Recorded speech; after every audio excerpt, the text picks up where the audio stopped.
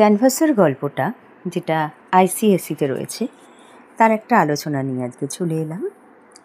এর এক্সট্রাক্টটা হচ্ছে যে কিন্তু ট্রেনে ঘুমাইয়া পড়াতে বেচারা ওভার ক্যারেড হইয়া এই পল্লী গ্রামে নীত হইয়াছে। বেচারা কে?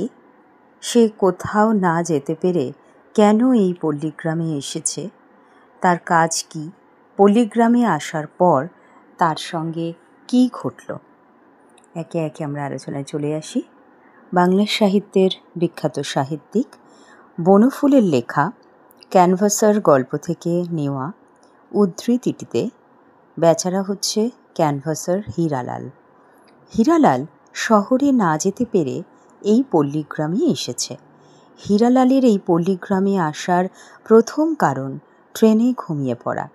ঘুমিয়ে পড়ার জন্যেই সে নির্দিষ্ট স্থানে নামতে পারেনি, শহরে যেতে পারেনি, অনেকখানি পথ ভ্রমণ করে পল্লীগ্রামে এসে পড়েছে। সন্ধ্যার আগে ফেরার কোনো ট্রেন না থাকায় সে যদি কিছু আয় হয় এই আশায় দুপুর রোদে তার দাঁতের মাজন বিক্রি করার একটা চেষ্টা করেছে। আর কাজ শহরের পথে পথে কিংবা অলিগলিতে বা কোনো নির্দিষ্ট স্থানে ফেরি করা, বিশেষ করে দাঁতের মাজন, কলপ ইত্যাদি।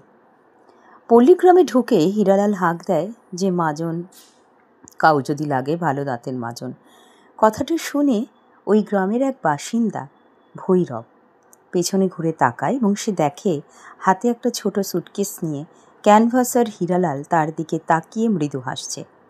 ভৈরব বিস্মিত হয়ে যায় অচেনা লোকটাকে দেখে এবং সে কোথা থেকে এসেছে জিজ্ঞেস করে।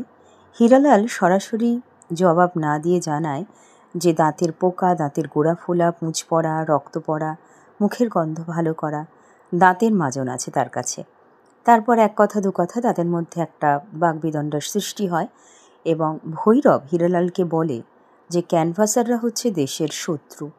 তারা দুনিয়া যত বাজে শৌখিন জিনিস এনে দেশটাকে রসাতলে দেওয়ার তাল করছে। হীরালাল বিন্দুমাত্র উত্তেজিত না হয়ে হেসে জবাব দেয় যে দেশে দাঁতের রোগের অভাব নেই। ভৈরব আরও রেগে যায়, তাকে গ্রাম থেকে বেরিয়ে যাওয়ার একটা হুকুমও দেয়। ভীষণ গর্জনের সঙ্গে তর্জন গর্জন করে ভৈরব হীরালালের গালে প্রচণ্ড চড় মারে। তাতে হীরালালের বাঁধানো দাঁত খুলে পড়ে যায়। স্তম্ভিত ভৈরব এবার তার কুচকুচে কালো গোঁফের দিকে তাকাতেই হীরালাল একটু হেসে বলে যে ওটাও কলপের ফল। অহেতুক এরকম মারধর করার কারণটা কী ছিল? হীরালাল আসলে একজন গরিব মানুষ, বুড়ো বয়স এবং উপযুক্ত ছেলে মারা গেছে তার। এই কারণেই কষ্টে সৃষ্টে সে সংসার চালায়। এরপর ভৈরব চুপ করে থাকে। যখন মুখ থেকে কোনো কথাই বেরোয় না, শুধু একটাই আমরা শেষ পর্যন্ত দেখতে পাই, বলে যে এক কৌটো মাজন তার প্রয়োজন এবং সেটা সে নিতে চায়।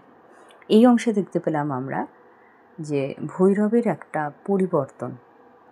আজকের আমাদের আলোচনা এ পর্যন্তই থাকলো। পরবর্তী আরও একটা এক্সট্রাক্ট নিয়ে আবার চলে আসব।